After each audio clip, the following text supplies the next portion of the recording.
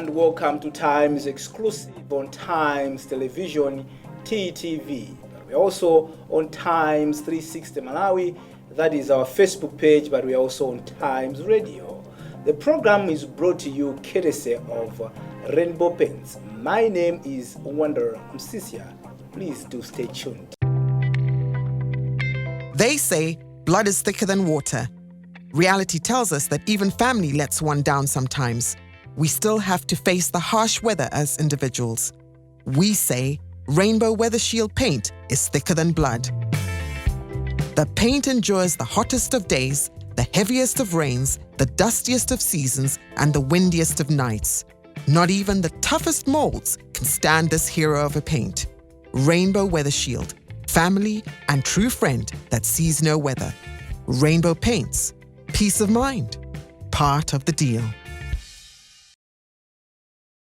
Welcome back. Now, to continue with the program, I have the pleasure of introducing to you our guest in today's edition of the program. My guest in today's edition of the program is the High Commissioner responsible for Malawi, Eswatini, and Mozambique.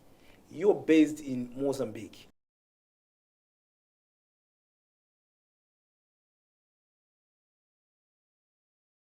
Caroline Delany. Thank you. Welcome, Your Excellency. Thank you very much. It's a pleasure to be here.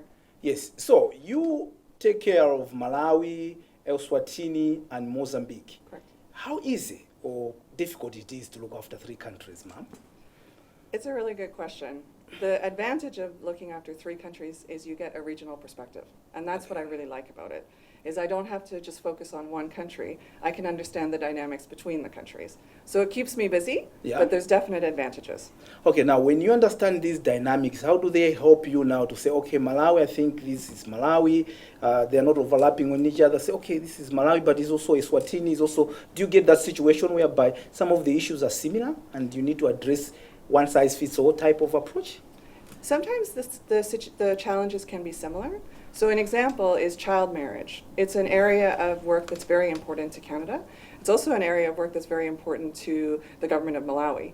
And Malawi's made a lot of progress in this area. And so when I come here, it's very interesting to me to hear what Malawi is doing on child marriage, because it's also a challenge in Mozambique. And I think there's a lot of lessons in Malawi that can be transferred to Mozambique as well. Okay, so we'll get to speak more about child marriages and gender-based violence and all that. But I wanted to begin this interview probably with, there was an election in Canada, yes, where the Prime Minister has been re-elected with his party. It means that the government continues. The cabinet is not put in place as we speak now. What is happening now in Canada? You're right, we had an election on September the 20th. The results were fairly similar to the previous parliament.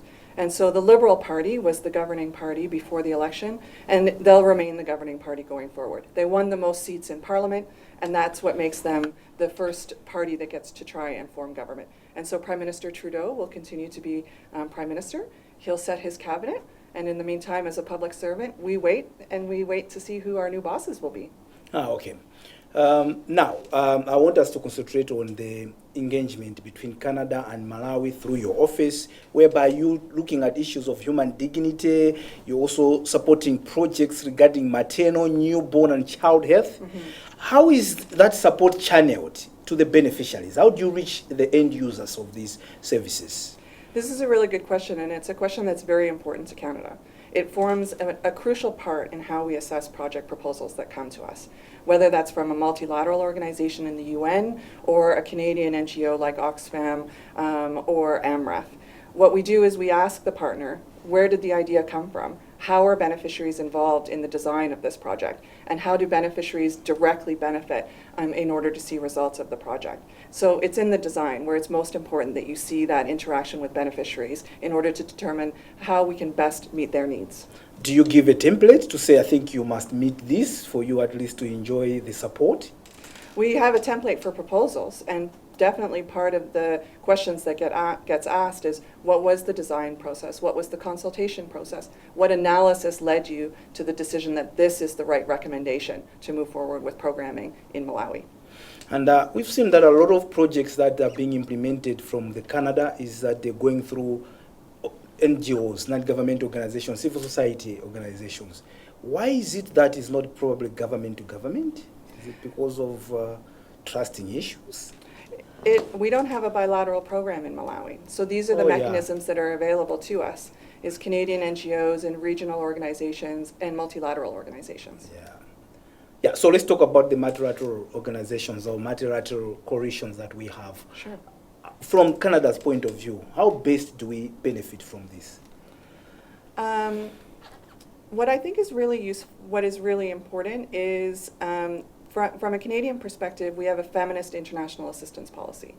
And the reason the government announced a feminist international assistance policy is because we believe gender equality is absolutely essential to development.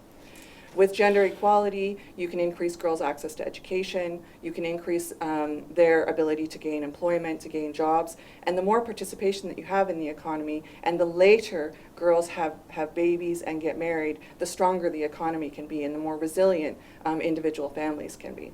Okay, so you're pushing about gender, women, and girls.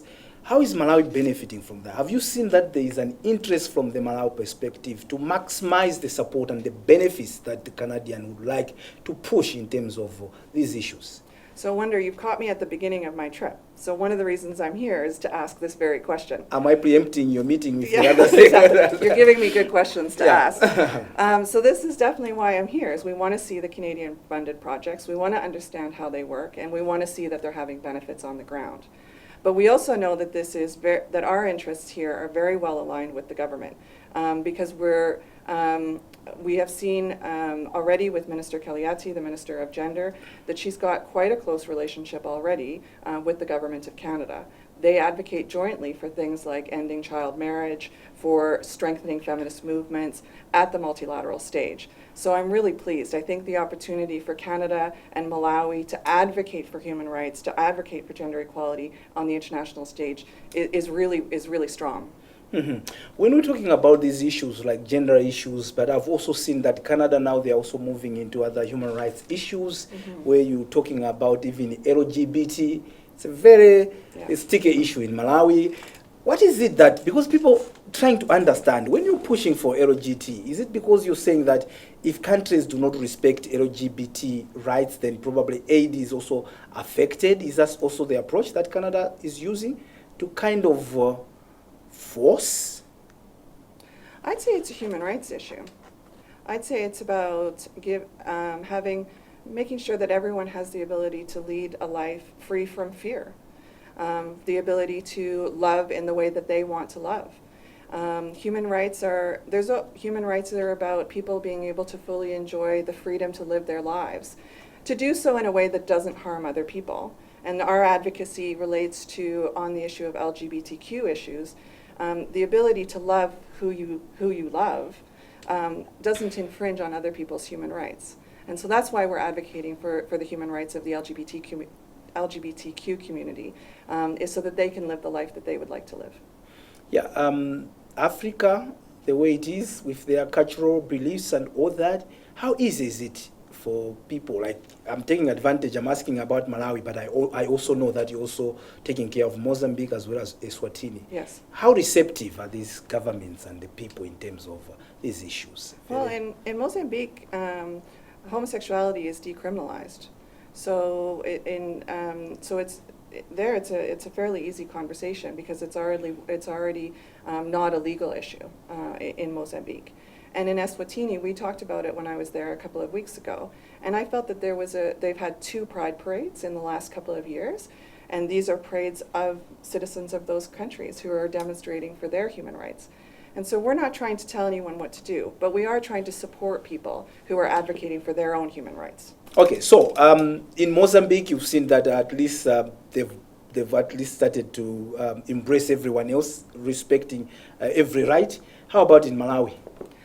Well, here in Malawi, I do know that there are still sodomy laws. I think it's up to the citizens of Malawi to decide what is correct and what is the right way to move forward. It's not for me to say.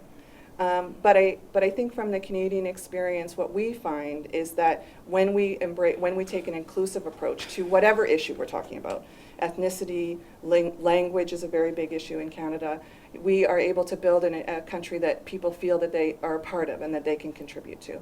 And this is a conversation that's just as personal and important in Malawi as it is in Canada. When we're talking about these rights, we know that there is also right to life, right to food, and we can't be producing enough if we're not generating enough revenue, and that's why issues of trade probably they come to play. In 2019, out of the $14.8 million business, Canada was able to export about $13.5 million, and Malawi, on the other hand, was only imported about $1.2 million. This brings me to an issue of trade. How is trade? Is Malawi not maximizing the benefit that it would otherwise if it was doing its things right in terms of trade? This is a really good question, and it's one of the things that we think is really important about engaging on trade with countries like Malawi. I think that there's a lot of potential. There's a lot of potential in agriculture, there's lots of potential in mining and in other areas. For trade with Canada, one of the things that's really important is regulation. And so I think for Malawi, one of the things to think about is how are exports and products regulated. In the agricultural sector, for example, much of the agriculture here is in the informal sector. And there aren't as many aggregators who can bring agricultural products together and to sell them on the mass market. So some of it is about systems here in terms of being able to produce at the scale that's required for export. And then in other cases, it's a case of regulation. So when a Canadian company imports, what they'll be looking for is can the exporter explain where it was grown, what pesticides were used, what the sanitation conditions were in the facilities. This is one of the reasons why we have an organization called the Trade Facilitation Office Canada. The Trade Facilitation Office Canada works with developing countries to explain Canadian regulations. Because I'll admit, they're not easy. And so one of the things we think is really important is to ensure that there's an opportunity for other countries to learn what it is we are expecting when they're exporting to us.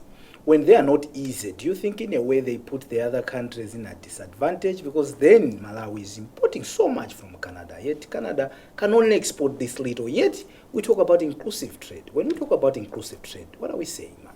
Well, Wonder, I'd first like to say that I don't think we're exporting enough here. I don't think we're exporting enough to Malawi, and I don't think Malawi is exporting enough to Canada. We can do better. We can do a lot better. 14 million is quite small. And so the biggest question that I have is how do we grow trade between the two countries in general? And I think that there's a lot of potential here.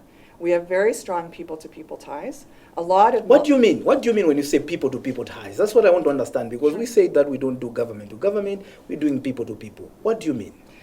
People-to-people ties are, for example, in 2019, there were 50 Malawians who were doing their university degree in Canada.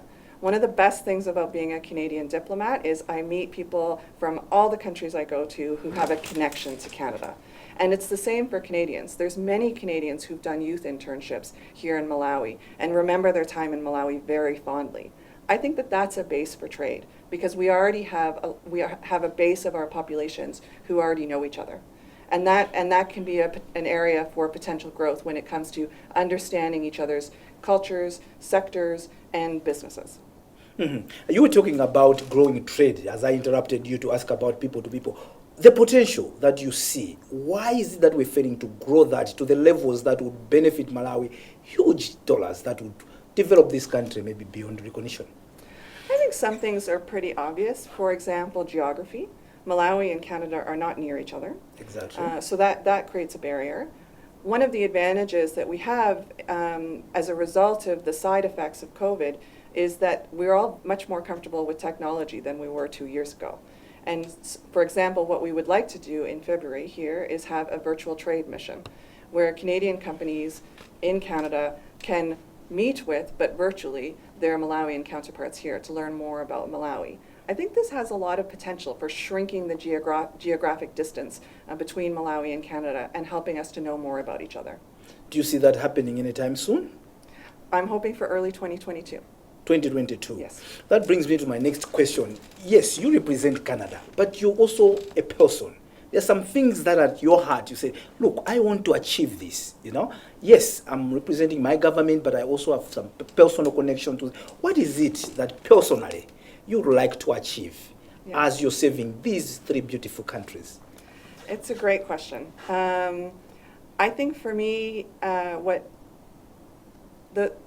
What I would like to achieve while I'm here and while I'm working in the region and I am responsible for representing Canada in Malawi is to strengthen the relationship. I think the relationship between Canada and Malawi has a very strong base. We have a long history of cooperation, and there's a lot of potential to continue to grow that. For example, we've talked about trade. I think this is one area where there's a lot of potential to grow and a lot of potential to increase those ties between Canadian business and Malawian business.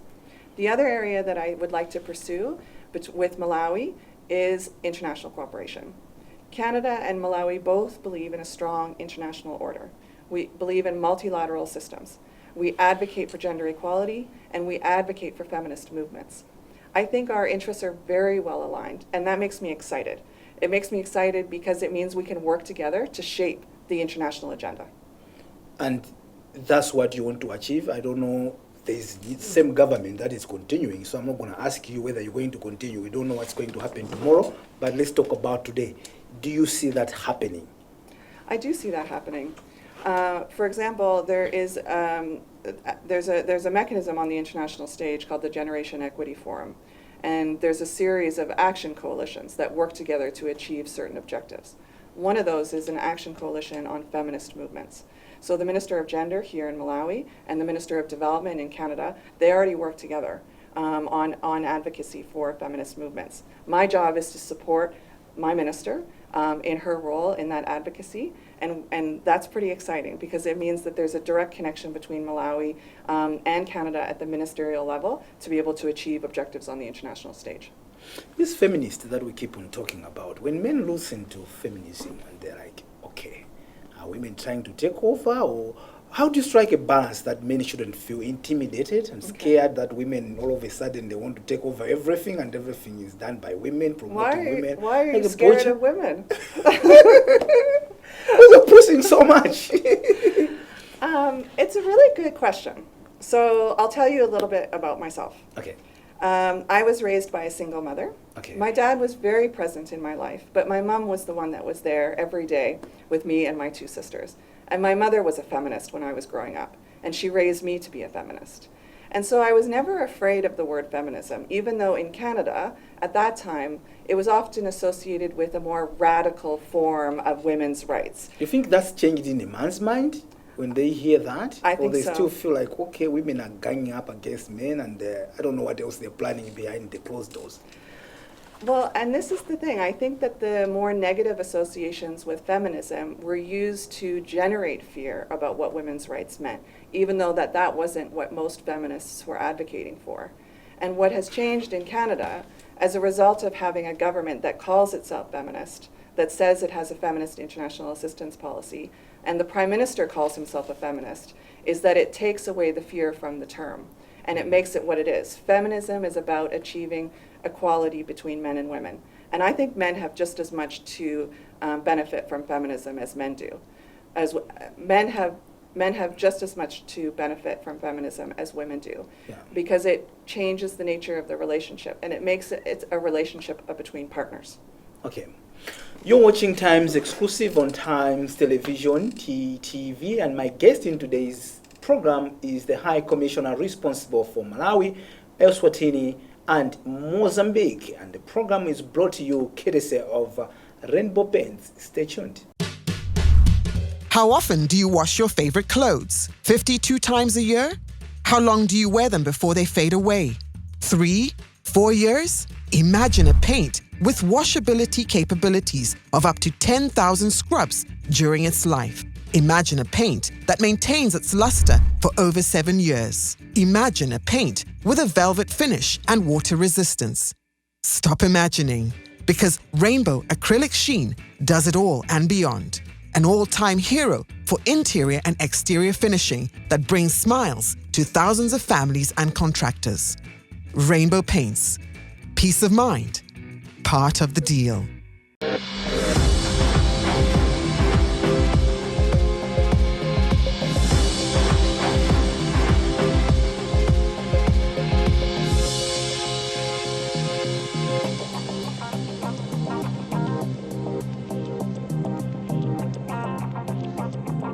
Welcome back. You're watching Times exclusive on Times Television TTV, Time 360 Malawi. That is our Facebook page, but the program is also live on Real Radio. That is Times Radio. My guest in today's edition of the program is Her Excellency, Madame Caroline Delany. She is the High Commissioner for Canada, responsible for Malawi, Eswatini, and Mozambique. Welcome back, Your Excellency. Thank you.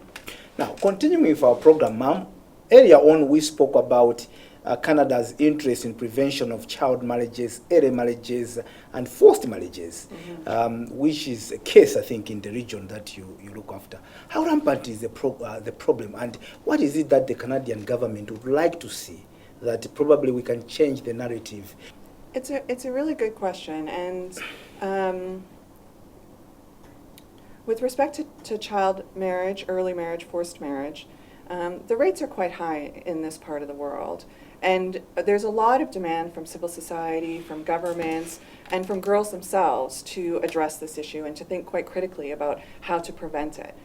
Malawi has very strong legislation. The age of marriage is 18. Yes. I heard from civil society today that the awareness of the legislation and the fact that the legal age of marriage of 18 is very widespread here, which I think is an amazing first step. It's that awareness that helps helps girls, it helps families understand what the law is and what their human rights are. So it's not necessarily what Canada's trying to do, it's really what Malawians are trying to do. And what we're here to do is to provide support, to provide some moral support and to provide some programming support as well. Talking about the support that probably the Canadian government is trying to provide, you hear stories like, why were kids married at this stage? And people talk about poverty.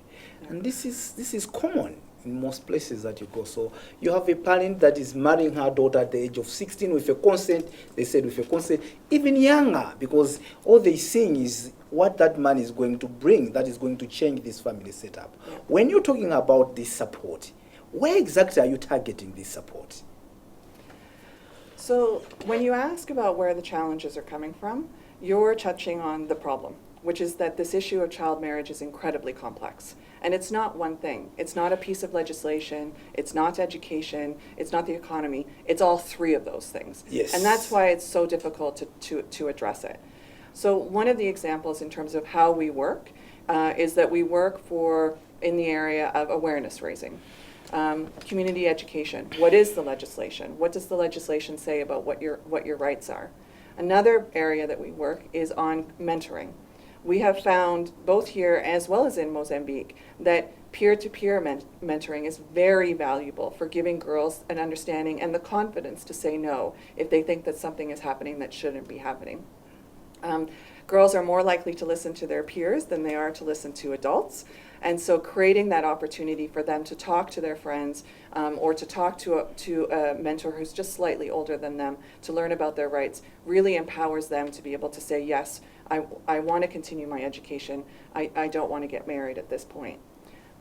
You've raised the important question of the economy. This is absolutely essential.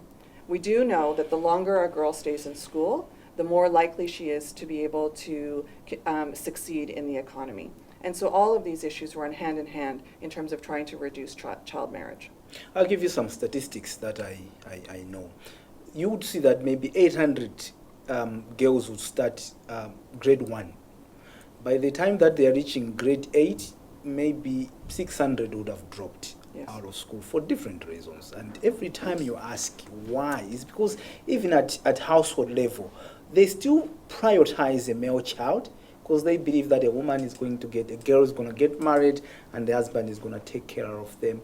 As we discouraging child marriages, forced marriages, and all these other abuses and the girl child that they go through, including menstrual hygienes and all that, what is it that probably we could do together? Now, not just as waiting for Canada, they've got a silver bullet, they have all the solutions, but I know you're providing support. But what would you expect that at this stage, the understanding should be like, okay, who must start to say, I think we need to change this? Wanda, I think that you're a better place to answer this question than I am as a Malawian yourself, and also very importantly as a Malawian man. The fact that you're talking about this, I think, is a big part of the answer. We spoke about feminism earlier, One of the reasons that it's easier to talk about feminism in Canada these days is because men are talking about it. And in fact, politicians are competing over who's more feminist because they know it's important to the Canadian public. When it comes to an issue like child marriage, having men talk about it, understand that it's a challenge, talk to each other about it, and work with their families, with traditional leaders to discuss what are the issues around child marriage and what can I do to make a difference. I think changing norms has a lot to do with talking about challenges, and you're doing that today. I've spoken with Minister Kaliati. I've seen her on the international stage. She speaks about this issue with a huge amount of confidence, a huge amount of passion. I think there's a lot of potential in terms of Malawi's engagement. In terms of the commitment that exists here in Malawi on the issue of child marriage, you've got the legislation. This is very important. Nothing is possible without legislation, and Malawi was one of the leading countries to raise the age of marriage and make it illegal to marry someone who's under 18. What I also found very interesting about Malawi, which I think was unique in the region, was that during the COVID period, Malawi had data to be able to demonstrate that COVID was having an impact on child marriage and that there was a spike in child marriage. Data is so important. And Malawi proved itself to be a leader in terms of being able to monitor this specific issue and notice that there was a problem when COVID hit in 2020. Okay. I want us to move away from that and then talk about another interest that Canada has, a long-standing interest in supporting the defense of Malawi. Why? Because Malawi is a peacekeeping country. So, and you like to keep it that way? Yes, love to keep absolutely, it that way. absolutely. So Canada's interest in military cooperation with Malawi is because we're both peacekeeping countries. And so Malawi deploys peacekeepers overseas, so does Canada.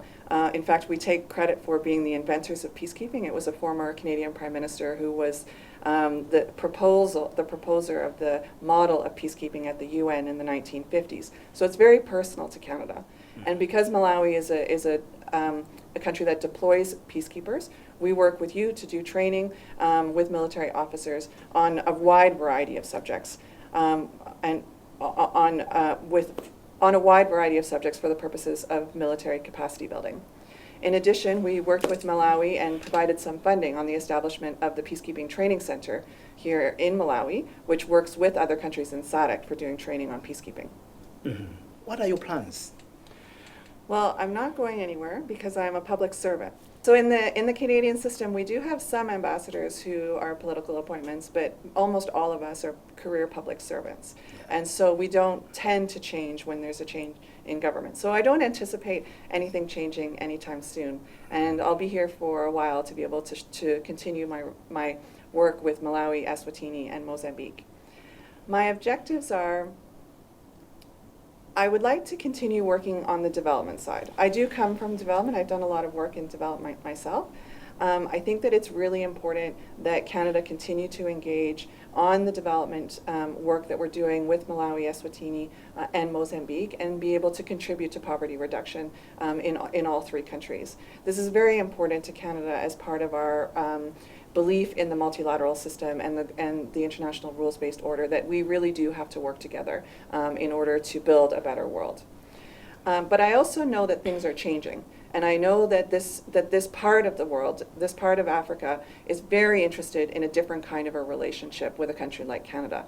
And this is where trade comes in. So I'd like to be able to continue to focus on building that trade relationship, building those connections between Canadian and Malawian businesses or Mozambican and Eswatini businesses in order to strengthen the opportunities for both of us to have economic benefits from the relationship. When we talk about trade, I get excited because I know if we are to do trade at the level that, like you said, that we are underutilizing the opportunities that are available. I've always trying to find out the reason why. Why is it that people underutilize the potential? Is it because they don't know? Or is it because probably can't be asked? At the end of the day, the questioner, when there's so much potential in terms of trade, like you said, $14 million, we can't sit here and celebrate $14 million in the whole year. Yeah. When we could double that, Yeah. triple that, or 10 times that. Absolutely. Why is it that sometimes, you see, there's slow movement in terms of people trying to improve the situations, in this case, trade opportunities that are available? I think, well, we're trying to change that. So as part of the Canadian delegation that's here right now, you can tell how excited we are to come, that we haven't traveled in a while due to COVID. So I'm here with 4 of my colleagues, 1 from the trade team, 1 from the development team, and 2 of my foreign policy Who's colleagues. going to be telling us all the secrets that we need to know for us to maximize the potential from the trade? So that's why I'm here with my trade commissioner. So my trade commissioner, this is her job. This is what she does, is that she makes those connections between Canadians and Malawians in order to ensure that they know about each other. So we're here to ask lots of questions around what are the potential projects, what are the areas of interest, what do companies want to do in the energy sector here in Malawi, what's happening in agriculture, and we're going to take that information back and we're going to share it with companies and organizations we know in Canada that are interested in these issues. Okay, we're coming to the close of our interview. Normally, when you ask ambassadors and high commissioners to comment on some issues, they'll tell you, I just observe, I don't comment. I'll give you a chance. What is it that you want to say to Malawians that are watching us? Every time they see, okay, we have Canada as our partner. What is this partner doing to help to change our, whatever it is that they're supporting us? What do you like to say to those people that have been watching us from the beginning of this program as we're coming to the close of the program, ma'am? I would like to just, so in terms of Canada, Canada's engagement here in Malawi, what I think is most important is to know that this relationship is a long one. We've been working together since independence. Yes. And so the number of people that have, the number of Canadians who have worked here in Malawi, the number of Malawians that have had their education in Canada, I think is the basis for an extremely strong relationship. We also have the same interests on the international stage, and these things are incredibly important. The world is changing very fast, and so to have friends like Malawi and Canada, I think is very important. And that's what I would like Malawians who are watching this today to have as a takeaway. We value the relationship. We as Canadians value the relationship that we have with Malawi. The fact that we're here is a symbol of how important it is to continue to build that relationship, and I'm pretty excited about the opportunities that it presents. Thank you very much, ma'am. Thank you. Her Excellency, Madame Caroline Delany. She is High Commissioner, Canadian High Commissioner for Malawi, Eswatini, and Mozambique, bringing us to the end of today's edition of Times Exclusive. My name is Wander Msisia. On behalf of our sponsors, Rainbow Paints, and indeed on behalf of the technical expertise by David Masea and Obed Nkangama, until next week when we meet again, the same program is goodbye and thanks for watching.